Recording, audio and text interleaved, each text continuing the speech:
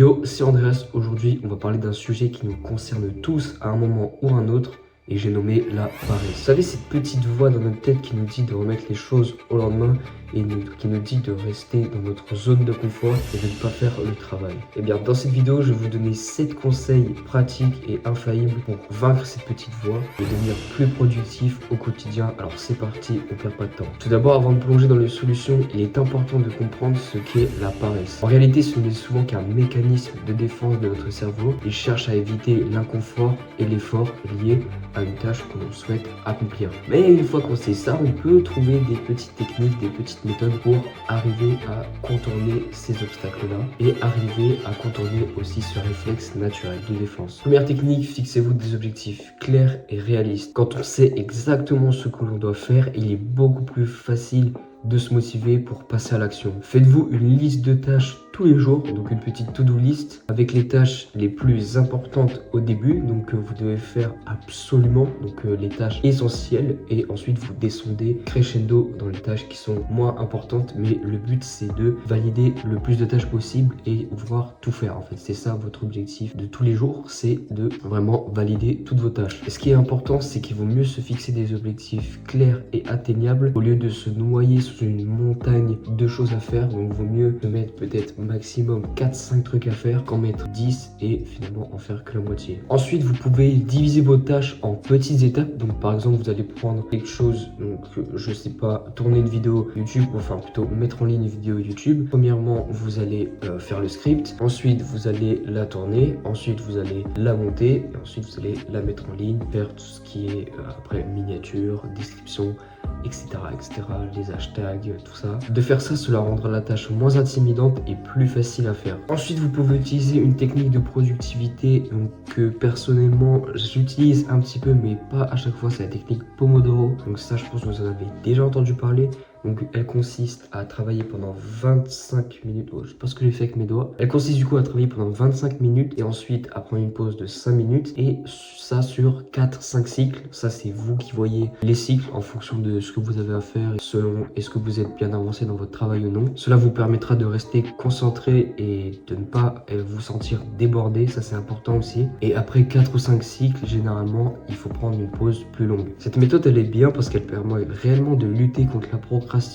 Et personnellement, j'aime bien aussi la méthode Deep Work. C'est pas du tout la même technique que le Pomodoro, c'est vraiment un bloc de travail de 2, 3, 4 heures sans aucune distraction et là ça permet réellement d'être vraiment productif, d'être efficace, d'aller vite. Donc voilà, Pomodoro 25 minutes, 5 minutes de pause et ça pendant 4-5 fois. Et après vous prenez une pause plus longue et vous pouvez vous faire plusieurs sessions de Pomodoro adaptées à la tâche que vous voulez accomplir, au travail que vous souhaitez réaliser. Ensuite, une chose essentielle, et même moi encore je lutte là-dessus, c'est éliminer les distractions. Ça c'est hyper important, vraiment. Si vous arrivez à faire ce shift là, vous allez voir que en fait votre productivité va s'améliorer naturellement. Donc mettez votre téléphone en mode avion, désactivez les notifications et vraiment créez-vous un environnement propice au travail, donc avec un beau bureau bien rangé, fermez la porte, voilà, la porte derrière moi elle est fermée, voilà, vous vous isolez, il faut vraiment que vous soyez dans votre bulle. Vous pouvez mettre votre casque si ça vous permet encore plus de vous mettre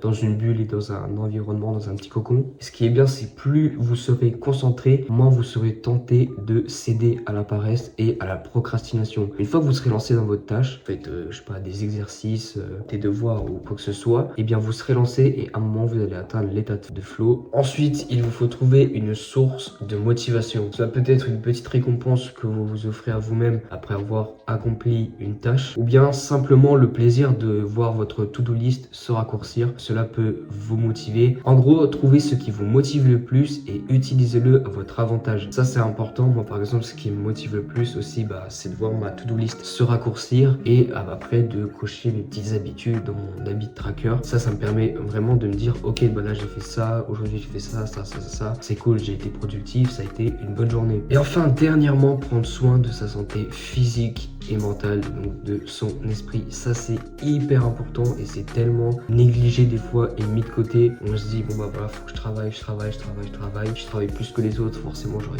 plus de résultats que les autres. Il y en a qui font ça quitte à mettre leur santé de côté et quitte à se mettre en danger vraiment eux-mêmes, à faire pas des nuits blanches mais à très peu dormir et tout.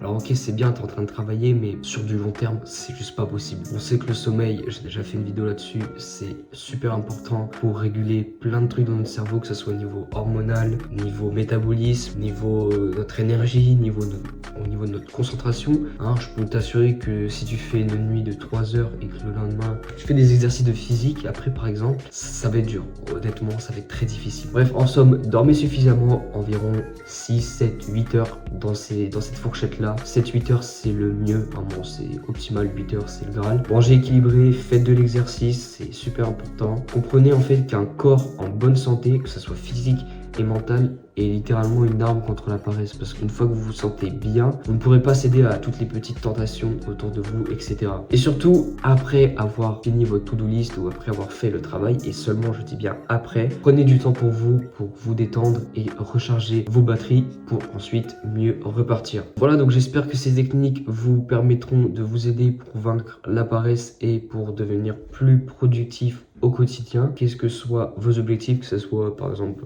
pour l'école, pour lancer un projet, etc. etc. N'oubliez pas de vous abonner à la chaîne YouTube, ça me ferait super plaisir et ça me soutiendrait énormément. N'hésite pas à liker et à commenter et à me dire en commentaire si tu as d'autres techniques pour améliorer la productivité au quotidien, ça m'intéresse énormément. Sur ce, je vous dis à la prochaine et prenez soin de vous.